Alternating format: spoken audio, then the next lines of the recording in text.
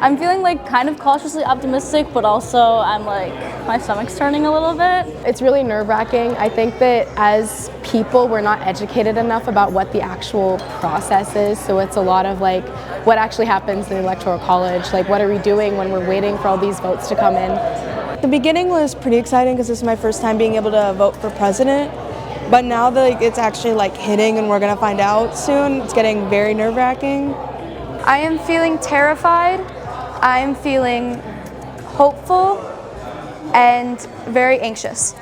There's people that are very, very close to me that are of the LGBTQ grouping, and like them not being able to get married to people they want to. My sister has a wife and she just got married 2 years ago, so I can never imagine her not being able to like get married to her wife just because someone tells her no. This election is a question of human rights, and you're either voting for human rights or you're voting against them. Especially since Roe v. Wade was overturned, that means that like other important laws like gay marriage could be overturned, and I just think that it's really scary. It's hard thinking about like all the progress we've had in the last few years and all the progress that we might lose. Whatever happens could like literally change the country for more than 4 years possibly. I honestly didn't think that it was gonna be like as close as it was, and obviously how it went, I didn't see a way that it could end up without Kamala as president.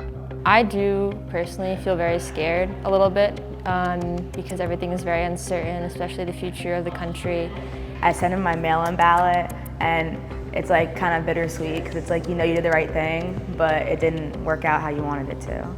A lot of Republican power has taken over the government, which does put things in a very precarious position. I think especially a lot of the people around me are very worried about their rights and their safety. I'm a Native American. I'm a Mohawk from Akwesasne, and most of Project 25 targets Native people. Like, they're repealing all the acts that protect our sacred lands and our practices. I don't think that we should have a leader that has and promotes a lot of negative actions and thoughts.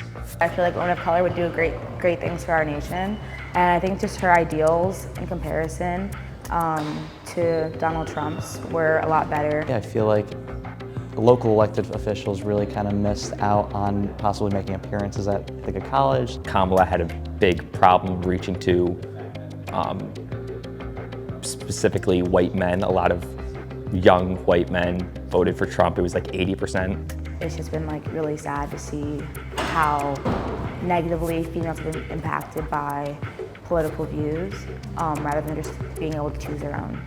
I would say this is an election that a lot of people are going to be affected by, and that will shape a lot of our future, I think.